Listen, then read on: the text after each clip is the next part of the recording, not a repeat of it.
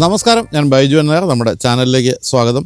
Fox wagon Tyrone, അതാണ് നിങ്ങളിപ്പോൾ കണ്ടുകൊണ്ടിരിക്കുന്ന വാഹനം. ഞാൻ നിൽക്കുന്നത് രാജസ്ഥാനിലെ ജയ്സാൽമീറിലാണ്. 2-3 ആഴ്ച മുമ്പ് നമ്മൾ മഹീന്ദ്രയുടെ 7XO ഡ്രൈവ് ചെയ്ത അതേ സ്ഥലത്ത് വെച്ച് തന്നെയാണ് നമ്മൾ ഷൂട്ട് ചെയ്യുന്നത്.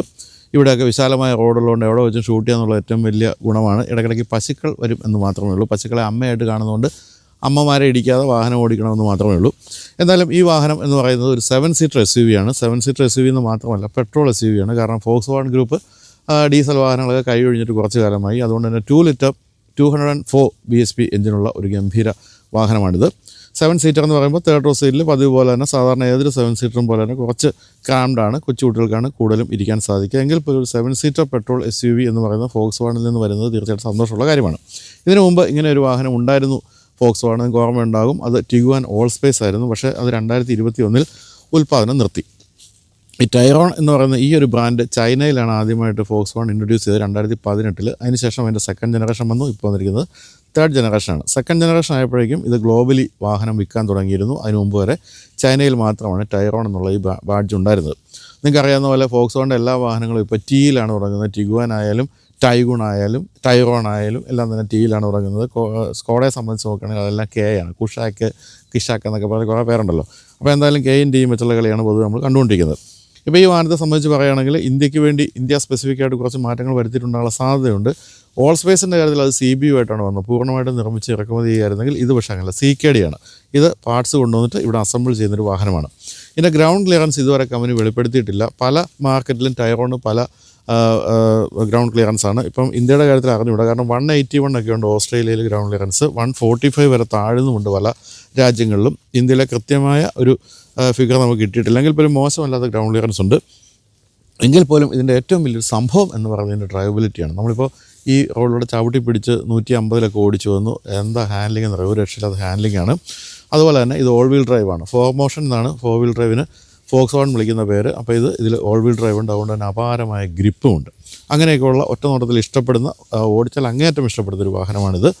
വില എന്തായിരിക്കുമെന്ന് അറിഞ്ഞുകൂടാ. എന്തായാലും ഒരു 50 ലക്ഷം രൂപയ്ക്ക് അടുത്ത് വില വരാനുള്ള സാധ്യതയുണ്ട്. കാരണം ഇത് CKD ആയിട്ട് വരുന്നതാണ്. തന്നെയല്ല ഫോക്സ് വാഗണിൻ്റെ വാഹനങ്ങൾക്ക് പൊതുവെ വില അങ്ങനെ കുറവൊന്നുമില്ലല്ലോ. അപ്പോൾ എന്തായാലും 50 ലക്ഷം രൂപയോളം വില വരുമെങ്കിൽ ഇത് പ്രധാനമായിട്ടും കോമ്പീറ്റ് ചെയ്യാൻ പോകുന്നത് നമ്മുടെയൊക്കെ വളരെ പ്രിയപ്പെട്ട വാഹനമായ ടൊയോട്ട ഫോർച്യൂണറും ഒക്കെ ആയിട്ടായിരിക്കാം. എന്തായാലും ആ ഒരു മത്സരത്തിൽ പിടിച്ചു നിൽക്കാൻ പറ്റുമോ എന്ന് നമുക്ക് മുന്നോട്ടുള്ള കാലമേ തെളിയിക്കാൻ പറ്റും. എന്തായാലും നമുക്കിനി വാഹനം ഒന്ന് അടുത്ത് കാണാം.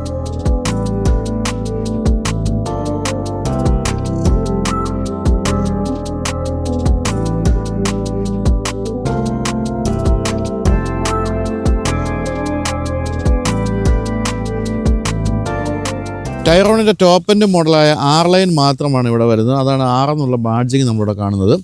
ഇതിനു മുമ്പ് ടിഗുവാൻ്റെ R ലൈൻ വന്നിരുന്നു. അപ്പോൾ അതുമായിട്ടാണ് നമുക്ക് കമ്പയർ ചെയ്യാവുന്നത്. അതോടെ കമ്പയർ ചെയ്യുമ്പോൾ പല പുതുമകളും നമുക്കിതിൽ കണ്ടെത്തുകയും ചെയ്യാം. എന്തായാലും ഇതിൻ്റെ ഏറ്റവും പ്രധാനപ്പെട്ട ഒരു കാര്യം എന്ന് പറയുന്നത് മെട്രിക്സ് LED ഹെഡ്ലാമ്പാണ്. ഈ കാണുന്ന മനോഹരമായ എലമെൻസുള്ള ഹെഡ്ലാമ്പാണെന്ന് മാത്രമല്ല, ഇതിനൊക്കെ പല ഫങ്ഷൻസ് ഉണ്ട്, അല്ലെങ്കിൽ പല മോഡുകളുണ്ട്. നമ്മളിപ്പോൾ അത് ഉൾഭാഗത്തിരിക്കുമ്പോൾ അതിൻ്റെ ആ ഒരു ചേഞ്ച് കാണിച്ചു തരാം. അപ്പോൾ അത് നമുക്ക് ഇരുട്ടത്തൊക്കെ ആകുമ്പോഴത്തേക്കും പല ഗ്രാഫിക്സൊക്കെ പല തരത്തിൽ കളിക്കാം. ഇത് വെച്ചിട്ട് ഇതൊക്കെ പഴയൊരു ചൈന രീതികളാണ്. പക്ഷേ അത് രസമുണ്ട്. അത് ടെയിൽ ലാമ്പിലും അങ്ങനെ ഒരു ഫംഗ്ഷൻ കൊടുത്തിട്ടുണ്ട്. അത് രസകരമാണ്. എന്തായാലും ആ ഗംഭീരമായ പ്രകാശം പൊഴിക്കുന്ന സംഭവമാണ്. നമ്മൾ 6:45 നമ്മൾ താമസിച്ചിരുന്ന താജ് ഹോട്ടലിൽ നിന്ന് പുറപ്പെട്ടപ്പോഴത്തേക്ക് ഇവിടെ ഫുൾ ഇരുട്ടാണ്. അപ്പോൾ നമ്മളതൊക്കെ വെച്ച് കളിച്ചാണ് ഇങ്ങോട്ട് പോകുന്നതെന്ന് പറയാം. അപ്പോൾ എന്തായാലും അത് വളരെ ഭംഗിയുണ്ട്. അതുപോലെ ഡേറ്റ റണ്ണിംഗ് ലാമ്പ് നല്ല ഭംഗിയായിട്ട് എൻ്റെ മുകളിൽ കൊടുത്തിട്ടുണ്ട്. ഇത് ഒരു LED സ്ട്രിപ്പാണ് ഇവിടെ കാണുന്നത്. അതോടൊപ്പം തന്നെ ഈ ലോഗോയും ഇലുമിനേറ്റഡ് ആണ്. അതാണ് അതിൻ്റെ മറ്റൊരു കാര്യം. അപ്പോൾ അതൊക്കെ രസമാണ്. രാത്രിയിലൊക്കെ ഓടി വരുന്നത് കാണുമ്പോൾ നല്ല രസകരമാണ്. ഇവിടെയായിട്ട് കാണുന്നത് ഈ ഒരു ഫുൾ ബ്ലാക്ക് ഫിനിഷുള്ള പിയാനോ ബ്ലാക്ക് ഫിനിഷുള്ള ഗ്രില്ലാണ്. ഗ്രില്ലിൻ്റെ താഴെയായിട്ട് ഒരു എയർ ഡാം പോലൊരു ഭാഗമുണ്ട്. സെൻസേഴ്സും ക്യാമറയെല്ലാം എല്ലായിടത്തും കാണാം. കാരണം ADASൻ്റെ ഏറ്റവും പ്രധാനപ്പെട്ട 14 ഫീച്ചേഴ്സിന് കൊടുത്തിട്ടുണ്ട്. അതുകൊണ്ട് തന്നെ എല്ലായിടത്തും സെൻസേഴ്സും മറ്റും കാണാം. വളരെ ബോൾഡ് ലുക്കിംഗ് ഒരു വാഹനമാണിത്. കാഴ്ചയിൽ നമുക്ക് പക്ക യൂറോപ്യൻ ലുക്ക് തന്നെയാണ് പറയേണ്ടത്. യൂറോപ്യൻ ആ ഒരു വാഹനങ്ങളുടെ ആ ഒരു പ്രൗഢിയും ഭംഗിയും എല്ലാം തീർച്ചയായിട്ടും ഉണ്ട്. ബോണറ്റ് ലൈനൊക്കെ വളരെ ഹെവി ആയിട്ടാണ് കൊടുത്തിരിക്കുന്നത്. അതുകൊണ്ടാണ് ഈ ഒരു ഹെവി ലുക്ക് നമുക്ക് തോന്നുന്നത്. അതിൽ മുൻഭാഗം ഗംഭീരമാണെന്നാണ് പറയേണ്ടത്. ഏറ്റവും താഴെയായിട്ട് ഒരു സിൽവർ നിറത്തിലുള്ള ഒരു സ്കിഡ് പ്ലേറ്റ് പോലൊരു ഭാഗവും അവിടെ കൊടുത്തിട്ടുണ്ട്. അതെല്ലാം ഭംഗിയായിട്ടുണ്ട്. ഈ ഭാഗത്തേക്ക് വരുമ്പോൾ ഇവിടെ എയർ സ്കൂപ്പാണ് ഇവിടെ നമ്മൾ കാണുന്നത്. അത് ടയറിലേക്കുള്ള എയർ ഫ്ലോ എളുപ്പമാക്കാനുള്ളൊരു സംഭവമാണ്. ഏതായാലും ഈ ഭാഗത്തെ ഈ ഒരു ബ്ലാക്ക് ഫിനിഷുള്ള ഭാഗവും എല്ലാം തന്നെ വളരെ ഭംഗിയായിട്ടുണ്ട്. അങ്ങനെ മൊത്തത്തിൽ മുൻഭാഗത്ത് നല്ല ഒരു വിട്ട് തോന്നുന്ന രീതിയിൽ ഈ ഒരു എലമെൻറ്റ്സൊക്കെ അങ്ങനെയാണ് അത് കൊടുത്തിരിക്കുന്നത്. എല്ലാം വളരെ ഭംഗിയായിട്ടുണ്ട്. സൈഡ് പ്രൊഫൈലിലേക്ക് വരുമ്പോൾ പ്രധാനമായിട്ട് നമ്മൾ കാണുന്ന 19 ഇഞ്ചിൻ്റെ ടയറാണ്. അതോടൊപ്പം തന്നെ ഭംഗിയുള്ള അലോയ് വീലുണ്ട്. അതിനും ഈ ഒരു സ്റ്റീൽ ഫിനിഷും ബ്ലാക്ക് ഫിനിഷുമാണ് കൊടുത്തിരിക്കുന്നത്. ആ ഭാഗമൊക്കെ നല്ല ഭംഗിയാണ് എന്ന് പറയാതിരിക്കാനാവില്ല. എല്ലായിടത്തും R ലൈൻ്റെ ബാഡ്ജിങ് ഉണ്ട്. ഇവിടെയും കൊടുത്തിട്ടുണ്ട് R എന്നുള്ള ഒരു ബാഡ്ജിങ്. സൈഡ് വ്യൂ മിറേഴ്സിന് ഈ ഒരു ബോഡി കളർഡ് തന്നെയാണ്. അതിൽ ടേൺ ഇൻഡിക്കേറ്റർ കൊടുത്തിട്ടുണ്ട്. ഒരു ചെറിയ ഗ്രാബ് റെയിൽ പോലൊരു ഭാഗം മേൽഭാഗത്തുണ്ട്, അതിന് സിൽവർ ഫിനിഷ് കൊടുത്തിരിക്കുന്നു. ഡോർ ഹാൻഡിലും എല്ലാം തന്നെ ഈ ഒരു ബോഡി കളർഡായിട്ട് തന്നെയാണ് കൊടുത്തിരിക്കുന്നത്. താഴെയായിട്ട് ക്ലാഡിങ് പോലുള്ള കാര്യങ്ങളൊന്നും ഇവിടെ കാണാനില്ല, പക്ഷേ ഇവിടെ നമുക്കൊരു ബ്ലാക്ക് ക്ലാഡിങ് കാണുന്നുണ്ട്. തന്നെയല്ല ഈ വളരെ വിശാലമായ വീലാർച്ചാണ്. അതൊക്കെ ഈ ഒരു ബോൾഡ് ലുക്കിംഗ് ആ ഒരു ഫീല് നമുക്ക് കൂടുതൽ വർദ്ധിപ്പിച്ച് തരുന്നുണ്ട്. 4792 മില്ലിമീറ്റർ വീതിയുള്ളൊരു വമ്പൻ വാഹനമാണിത്. അതുകൊണ്ട് തന്നെയാണ് സൈഡ് പ്രൊഫൈലിൽ ഇത്രയും വലിയ നീളം നമുക്ക് ഫീൽ ചെയ്യുന്നതും. തേർഡ് റോ സീറ്റ് ഉള്ളതുകൊണ്ട് തന്നെ ഇവിടെ ഒരു കോർണർ ഗ്ലാസ് അതും കൊടുത്തിട്ടുണ്ട്. ഇവിടെയൊക്കെ വളരെ ബോൾഡായിട്ടുള്ള ലൈനുകളാണ് മേൽഭാഗത്തേക്ക് അങ്ങനെ കയറി പോകുന്നത്. അതെല്ലാം വളരെ രസകരമായിട്ടുണ്ട്. ഏതായാലും ഈ ഒരു ഭാഗമൊക്കെ നല്ല ഭംഗിയുണ്ട്. അതിൻ്റെ ഒരു നീളത്തിൻ്റെ ഒരു വൃത്തിയോടെ കുറയ്ക്കാൻ വേണ്ടി ഇവിടെ ഒരു സ്റ്റീൽ ഒരു നീളത്തിൽ തന്നെ, അതായത് വിൻഡോ ലൈൻ്റെ മേൽഭാഗത്ത് നിന്ന് വരുന്ന ആ ഒരു സ്റ്റീൽ ഫിനിഷ് ഇങ്ങനെ വീതി കൂടി ഇവിടെ അവസാനിക്കുന്നു. അതും ഭംഗിയായിട്ടുണ്ട്. ഇവിടെയൊക്കെ IQ ലൈറ്റ് എന്നൊക്കെയുള്ള ബാഡ്ജിങ് കൊടുത്തിട്ടുണ്ട്. ഇൻ്റലിജൻറ്റ് ലൈറ്റിംഗ് എന്ന് ആണ് ഉദ്ദേശിക്കുന്നത്. എന്തായാലും ഈ എലമെൻറ്റ്സ് ഉണ്ടല്ലോ, ഈ കാണുന്ന എലമെൻറ്റ്സ് ഒക്കെയാണ് ഞാനീ പറഞ്ഞത്. പല തരത്തിൽ നമുക്ക് മാറ്റാൻ സാധിക്കും. അതൊക്കെ സ്ക്രീനിലാണ് അതിൻ്റെ അഡ്ജസ്റ്റ്മെൻ്റ് എല്ലാം കൊടുത്തിരിക്കുന്നത്. അത് ഇറക്കി ഡാൻസ് കളിക്കുന്ന സംഭവമൊക്കെ ഉണ്ട്. എന്തായാലും ഈ ഒരു LED സ്ട്രിപ്പ് അത് വീണ്ടും നീണ്ട് ഇങ്ങേറ്റം വരെ പോകുന്നുണ്ട്. ഇതിൻ്റെ ഉൾഭാഗത്താണ് റിവേഴ്സ് ലൈറ്റൊക്കെ ഇൻ്റഗ്രേറ്റ് ചെയ്തിരിക്കുന്നത്. ഭംഗിയായിട്ടുണ്ട്. ഇവിടെ ലോഗോ വീണ്ടും ഇലുമിനേറ്ററായിട്ട് നിങ്ങൾക്ക് ഇവിടെ കാണാൻ സാധിക്കും. ടയറാണ് എന്നുള്ള ബാഡ്ജിങ് ഇവിടെ, അതുപോലെ തന്നെ 4 മോഷൻ എന്നുള്ള ബാഡ്ജിങ് ഇവിടെ. ഇതാണ് ഓൾ വീൽ ഡ്രൈവ് ആണ് ഈ വാഹനമെന്ന് മനസ്സിലാക്കി തരുന്നൊരു കാര്യം. ഇവിടെയൊക്കെ റിഫ്ലക്ടറും അതുപോലെ തന്നെ താഴെയായിട്ട് ഫുൾ ബ്ലാക്ക് ഫിനിഷുള്ള ഈ ഒരു ഭാഗമൊക്കെ ഉണ്ട്. താഴെയായിട്ട് ബ്ലാക്ക് ഫിനിഷോട് കൂടിയ ഒരു സ്കിപ്പ് പ്ലേറ്റ് പോലുള്ള ഭാഗവും അതും കൊടുത്തിരിക്കുന്നു. പിന്നെ shark fin antenna, integrated spoiler, defogger, single wiper തുടങ്ങിയ കാര്യങ്ങളെല്ലാം നമുക്ക് പിൻഭാഗത്ത് കാണാം. ഇനി ബൂട്ട് സ്പേസിലേക്ക് പോവുകയാണെങ്കിൽ, ബൂട്ട് സ്പേസ് എന്ന് പറയുന്നത് 3 റോ സീറ്റുകളും ഇങ്ങനെ തുറന്നു വെച്ച് കഴിയുമ്പോൾ ഇത്രയാണുള്ളത്. എങ്കിൽ പോലും ഇതും മോശമല്ല. 2-3 സാമാന്യം വലിയ ലഗേജൊക്കെ വെക്കാവുന്ന അത്രയും സ്പേസ് ഇവിടെ കൊടുത്തിട്ടുണ്ട്. എന്നാൽ ഇത് ഫോൾഡ് ചെയ്യുകയാണെങ്കിൽ 850 ലിറ്ററായിട്ട് ബൂട്ട് സ്പേസ് വരും, അതായത് തേർഡ് റോ സീറ്റ്. എന്നാൽ അതും കൂടി മടക്കുകയാണെങ്കിൽ 1950 ലിറ്റർ ബൂട്ട് സ്പേസ് കിട്ടും. പക്ഷേ എല്ലാം കൂടെ മടക്കിയാൽ പിന്നെ ആൾക്കാർക്ക് വേണ്ട സ്ഥലമില്ല. അതായത് ഇത് തീർച്ചയായിട്ടും എപ്പോഴും ഉപയോഗിക്കുന്ന ഒരു സീറ്റല്ല. ഇത് 850 ലിറ്റർ ബൂട്ട് സ്പേസ് എന്ന് പറഞ്ഞാൽ മോശമല്ല. സെക്കൻഡ് റോ സീറ്റ് മടക്കാൻ വേണ്ടി ഇവിടെ ഒരു മെക്കാനിസം ഉണ്ട്. ഇത് പിടിച്ച് വലിക്കുമ്പോൾ അദ്ദേഹം തല കുത്തി താഴേക്ക് വീണ് കഴിഞ്ഞു. എന്നാൽ ഈ സീറ്റ് നമുക്ക് ഇങ്ങനെയും മടക്കാം. അങ്ങനെ വളരെ എളുപ്പത്തിൽ എല്ലാം മടക്കാൻ സാധിക്കും. പിന്നെ ഇവിടെയും ഒരു 12 വോൾട്ടിൻ്റെ ചാർജിങ് പോയിൻ്റ് കൊടുത്തിട്ടുണ്ട്. പിന്നെ ഇവിടെ സാധനങ്ങളൊക്കെ വേണമെങ്കിൽ തൂക്കിയിടാൻ ഒരു ഹാങ്ങർ കൊടുത്തിട്ടുണ്ട്. പിന്നെ ഇവിടെ സ്പെയർ ടയർ അതിനുള്ള സ്ഥലവും കണ്ടെത്തിയിട്ടുണ്ട് താഴെയായിട്ട്. പക്ഷേ അത് ഫുൾ സൈസ് ടയറല്ല, അത് അത്യാവശ്യം ഒന്ന് പഞ്ചറായി കഴിഞ്ഞാൽ ഓടിക്കാമെന്ന് മാത്രമേ ഉള്ളൂ. അതിനുള്ള ഒരു വലിപ്പമേ അതിനുള്ളൂ. അപ്പോൾ ഇത്രയൊക്കെയാണ് നമുക്ക് പിൻഭാഗത്ത് പറയുന്ന കാര്യങ്ങൾ. ഇലക്ട്രിക്കലി നമുക്ക് ഫോൾഡ് ചെയ്യാം എന്ന് മാത്രമല്ല, ഇതിന് ഗസ്റ്റർ കൺട്രോൾ ഉണ്ട്. ഗസ്റ്റർ കൺട്രോൾ വെച്ചാൽ താഴെ കാല് ഒന്ന് മൂവ് ചെയ്യുമ്പോൾ ഇത് ഓപ്പൺ ആവുകയും അടയ്ക്കാനും നമുക്കത് ഉപയോഗിക്കാം എന്നുള്ളതാണ് മറ്റൊരു പ്രത്യേകത. അപ്പോൾ എന്തായാലും കാഴ്ചയിൽ നല്ല ഭംഗിയുണ്ട്. പക്ക യൂറോപ്യൻ വാഹനമാണ്. ഇതിൻ്റെ ബോൾഡായിട്ടുള്ള ഒരു സ്റ്റാൻസും അതുപോലെ തന്നെ പല കട്ടുകളും ഗ്രീസുകളും എല്ലാം തന്നെ നമ്മളെ പക്ക യൂറോപ്യൻ മോഡലായിട്ടാണ് മനസ്സിലാക്കി തരുന്നത്. എന്തായാലും ഇത് യൂറോപ്പിലൊക്കെ വലിയ ഹിറ്റായ മോഡലാണ്. യൂറോപ്പിലൊന്നും പെട്രോൾ SUV-കളുടെ ആർക്കും അയിത്തമൊന്നുമില്ല. പക്ഷേ ഇന്ത്യയിൽ പെട്രോൾ SUV-നും എല്ലാവർക്കും ഒരു പേടിയുണ്ട് മൈലേജിൻ്റെ കാര്യത്തിൽ. അതുകൊണ്ട് തന്നെയാണ് ഫോർച്യൂണർ പോലുള്ള വാഹനങ്ങളെല്ലാം കൂടുതൽ വിൽക്കുന്നത് ഡീസൽ എഞ്ചിനുള്ളതുകൊണ്ട്. എന്തായാലും ഇത്തരത്തിലുള്ള വളരെ കംഫർട്ടബിൾ ആയിട്ടുള്ള വളരെ സേഫായിട്ടുള്ള ഒരു പെട്രോൾ SUV ആണ് നിങ്ങൾ നോക്കുന്നതെങ്കിൽ തീർച്ചയായിട്ടും പറ്റുന്നൊരു വാഹനമാണിത് എന്നുള്ളൊരു സംശയമില്ല. അതിൽ ഇൻറ്റീരിയറാണ് എനിക്ക് എൻ്റെ ഏറ്റവും ഇഷ്ടപ്പെട്ടത്. ഇൻറ്റീരിയർ ഒന്ന് കാണാം.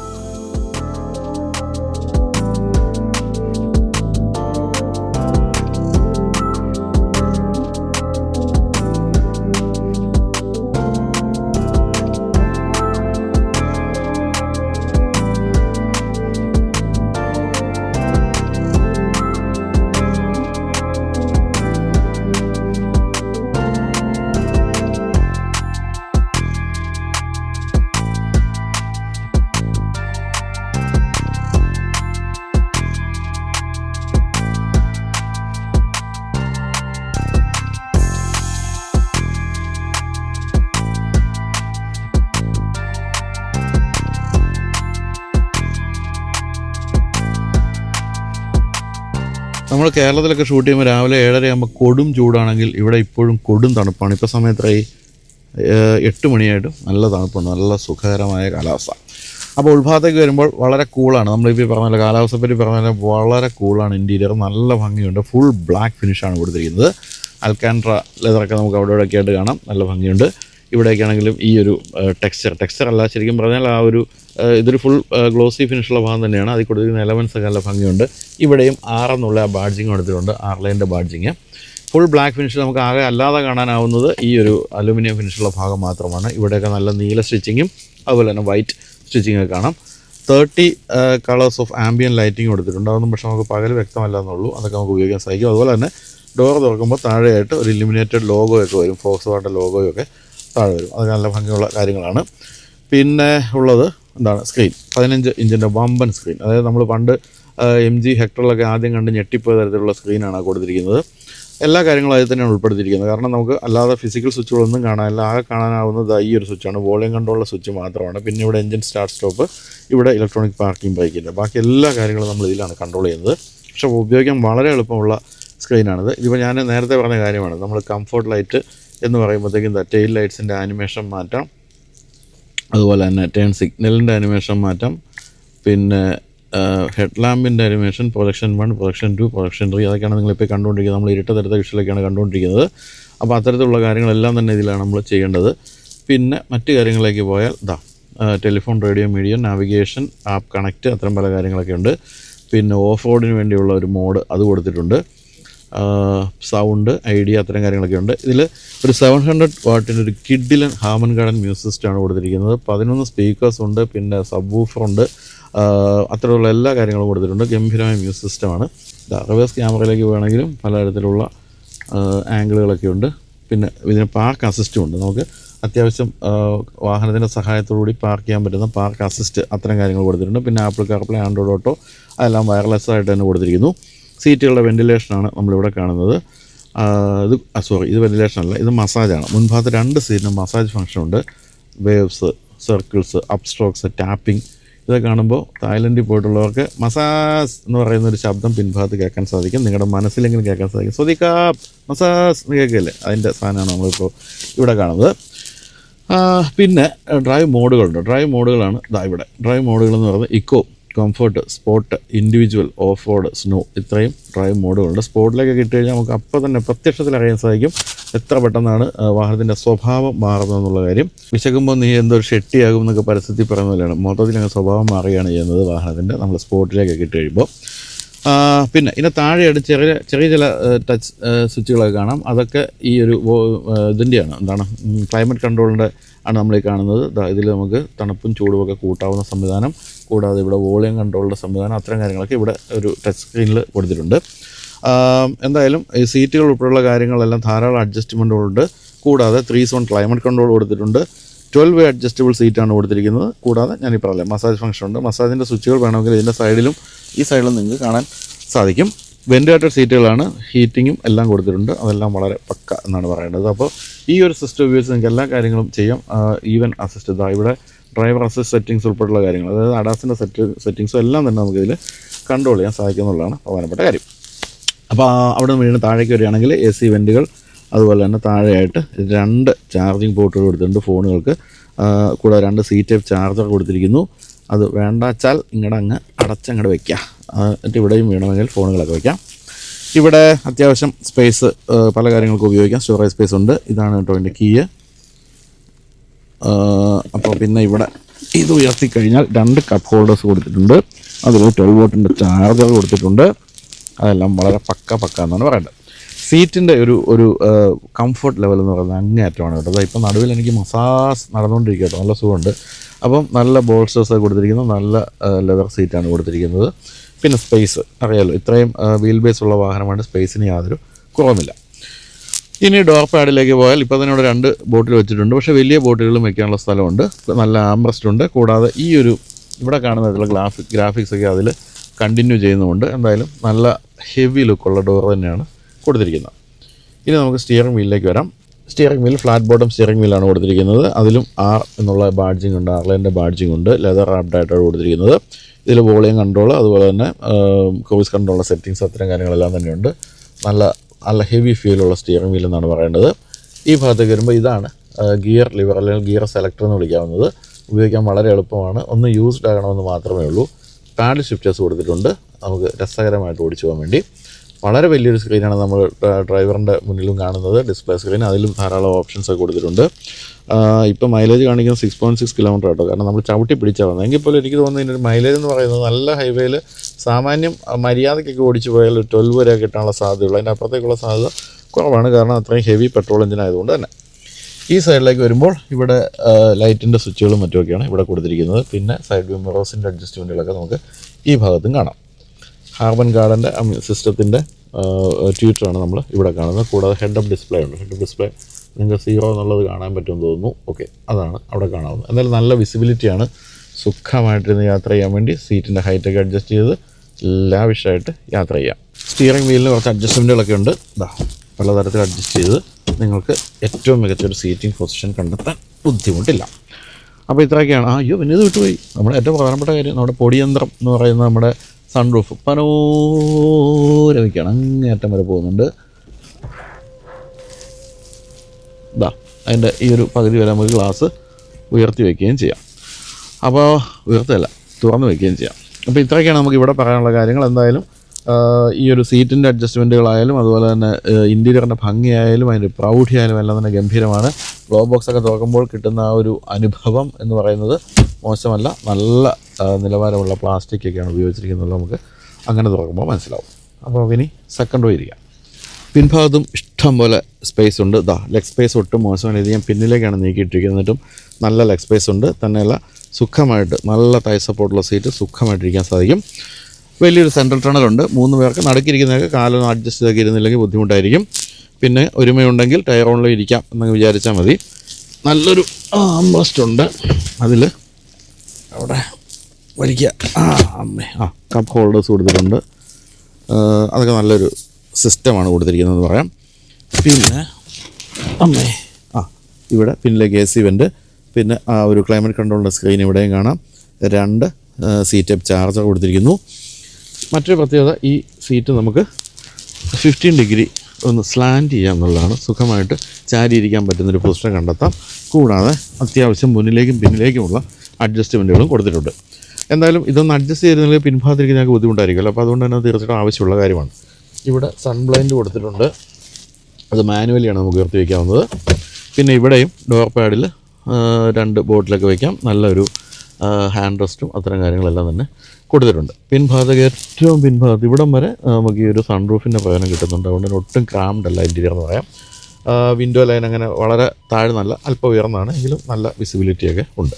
എന്നാൽ ഇവിടെ നിന്നൊക്കെ നോക്കുമ്പോൾ നമുക്ക് മനസ്സിലാവും എത്രത്തോളം ക്വാളിറ്റിയുള്ളൊരു വാഹനമാണ്, എത്രത്തോളം ഭംഗിയുള്ള പ്രൗഢിയുള്ള വാഹനമാണ് ഇൻറ്റീരിയറിൻ്റെ കാര്യത്തിൽ നമുക്ക് മനസ്സിലാവും. ഇനി നമുക്ക് ഇനി തേർഡ് റോ സീറ്റ് ചെയ്യാം. ഇനിയിപ്പോൾ നമുക്ക് പിൻഭാഗത്തേക്ക് കയറാൻ വേണ്ടി വളരെ എളുപ്പത്തിൽ ദേഹത്തെ അങ്ങനെ തള്ളി ഇവിടെ ചവിട്ടി തിരിഞ്ഞമർന്ന് വലതൊഴിഞ്ഞ് എന്നൊക്കെ കളരിപ്പയിലെ പോലെ കയറിയിരിക്കാം. ഇരിക്കുമ്പോൾ നിങ്ങൾക്ക് മനസ്സിലാവുമല്ലോ, ഒട്ടും താഴെ സപ്പോർട്ടില്ല എന്നുള്ളൊരു പ്രശ്നമുണ്ട്. ഈ സീറ്റ് അല്പം കൂടി പിന്നിലേക്ക് വെള്ളം തോന്നുന്നു. ഇല്ല, ഇത്രയൊക്കെ തന്നെ ഉള്ളൂ കേട്ടോ. അപ്പോൾ സ്ട്രൈറ്റ് ആയിട്ടുള്ള സീറ്റിംഗ് പൊസിഷനാണ്. പിന്നെ തൈ സപ്പോർട്ട് കുറവാണ്. അതുകൊണ്ട് കുട്ടികൾക്കാണ് ഇവിടെ ഇരിക്കാൻ സാധിക്കുക. എങ്കിലും പിൻഭാഗത്തിരിക്കുന്നവർക്ക് വേണ്ടി ഇവിടെ ഒരു ഫോണൊക്കെ വയ്ക്കാവുന്നൊരു ഫോൾഡർ കൊടുത്തിരിക്കുന്നു. കൂടാതെ ഇവിടെ ചെറിയ ഹാങ് ചെയ്യാനുള്ളൊരു സംഭവമൊക്കെ ഉണ്ടെന്നല്ല, വേറെ കാര്യമായിട്ടൊന്നും കൊടുത്തിട്ടില്ല.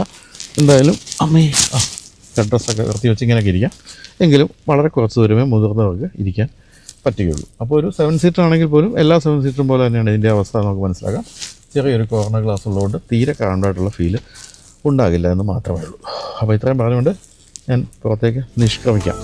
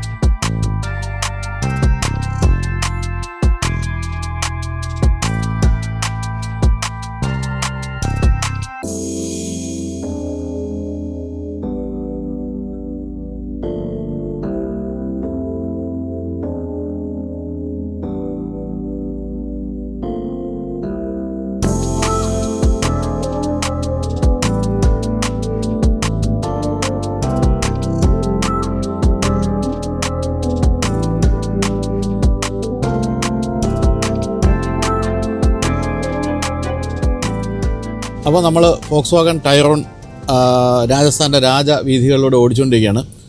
ഇഷ്ടംപോലെ സ്ഥലമാണ്, കണ്ടില്ലേ, റോഡൊക്കെ ഇങ്ങനെ കിടക്കുകയാണ്. അപ്പം ഞാനിപ്പോൾ ഇങ്ങനെ ഓടിച്ചുകൊണ്ടിരുമ്പോൾ വിചാരിച്ചു, നമ്മുടെ നാട്ടിലാണെങ്കിൽ നമ്മൾ ബാക്കിൽ നമ്മുടെ കൂടെ ഒരു ട്രാക്കിംഗ് കാറുണ്ട്, അതിൻ്റെ ബാക്കിൽ ആ ഇന്നോവയുടെ ബൂട്ട് തുറന്ന് വെച്ച് നമ്മൾ ട്രാക്കിംഗ് ഷൂട്ട് ചെയ്ത് പോകുമ്പോൾ നമ്മുടെ നാട്ടിലാണെങ്കിൽ ഒന്നുകിൽ വന്ന് MVD പിടിക്കും, അല്ലെങ്കിൽ പോലീസ് പിടിക്കും, അല്ലെങ്കിൽ നാട്ടുകാർ പിടിക്കും, ആരെങ്കിലുമൊക്കെ ചെയ്യും. പിന്നെ നമ്മൾ എവിടെ ഷൂട്ട് ചെയ്താലും വെറുതെ ആണല്ലോ, നാട്ടിൽ ബീഡിയും വലിച്ചിരിക്കുന്ന ആൾ വന്നിട്ട് ചോദിക്കും, ചേട്ടാ പെർമിഷൻ ഉണ്ടോ എന്ന് ചോദിക്കും. പക്ഷേ രാജസ്ഥാനിൽ അങ്ങനെയൊന്നുമില്ലല്ലോ, എന്ത് സുഖം എവിടെയൊക്കെ ഉള്ളവർക്ക് എവിടെയും ഷൂട്ട് ചെയ്യാമല്ലോ എന്നൊക്കെ ഞാനിങ്ങനെ വിചാരിച്ചുകൊണ്ടിരിക്കുമ്പോൾ ഒരു ബൈക്ക് കൊണ്ടുവന്ന് നേരെ വണ്ടിയുടെ മുന്നിൽ നിർത്തിയിട്ട് ഒരാൾ പെർമിഷൻ ക്യാ എന്ന് ചോദിച്ചുകൊണ്ട് ചാടി ഇറങ്ങി വന്നു.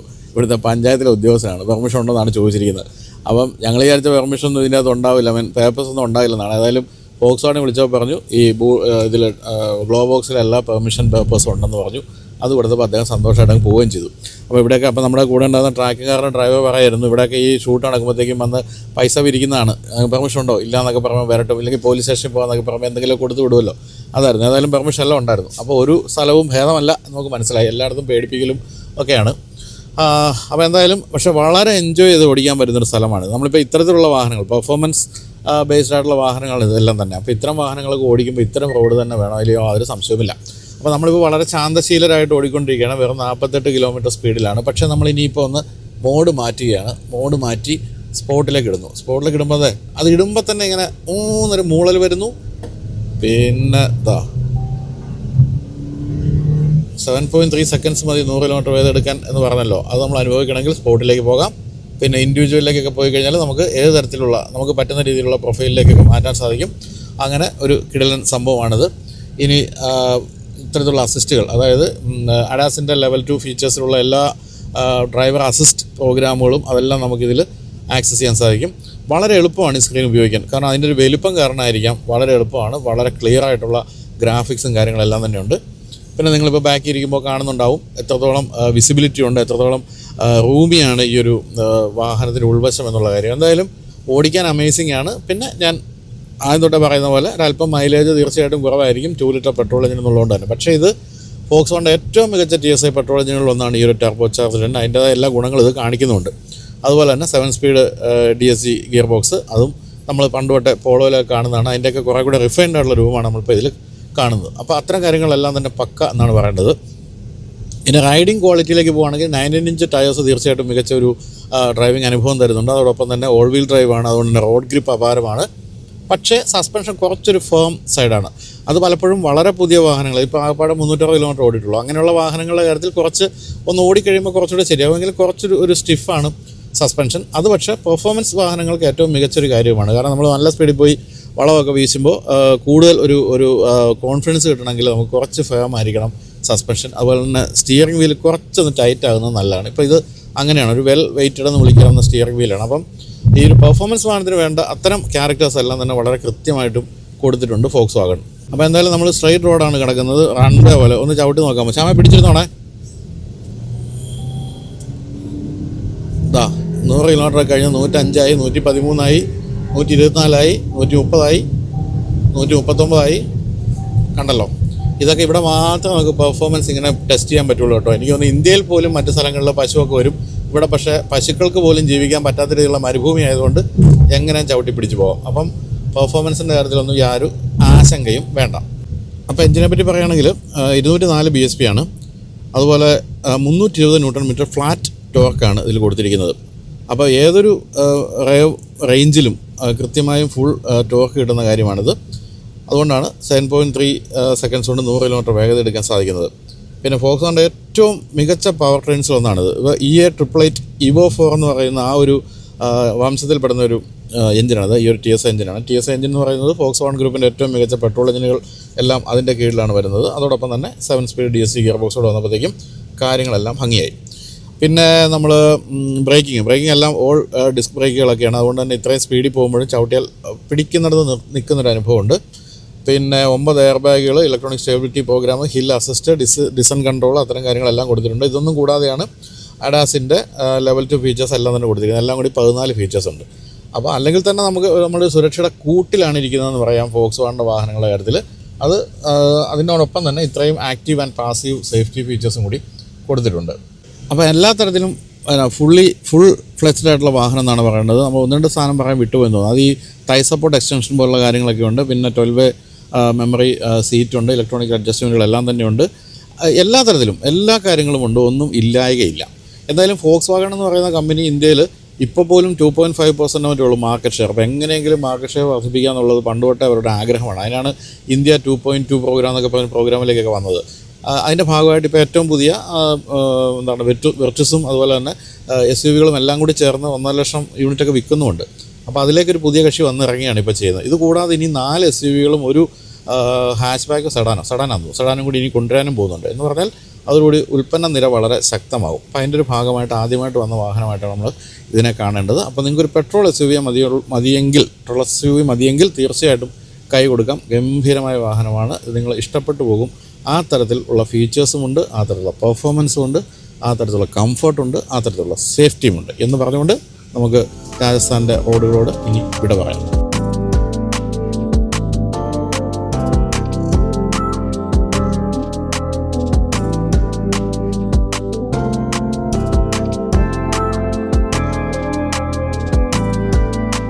അപ്പോൾ അങ്ങനെ നമ്മുടെ എൻജിനാണ് ഇപ്പോൾ കണ്ടുകൊണ്ടിരിക്കുന്നത്. 2 ലിറ്റർ എൻജിൻ. എന്തായാലും ഗംഭീര പെർഫോമൻസ് ഉള്ള എൻജിനാണ്, ഒരു സംശയമില്ല. അതിൻ്റെ ഒരു മൂളലൊക്കെ ഉണ്ട്, എൻജിൻ്റെ ഒരു മൂളലൊക്കെ നമ്മളിങ്ങനെ ആഹ്ലാദിപ്പിക്കുന്ന, പെട്രോൾ ഹെഡ്സിനെ ആഹ്ലാദിപ്പിക്കുന്ന ഒരു മൂളലൊക്കെ ഉണ്ട്. അതൊക്കെ രസകരമായിട്ടുണ്ട്.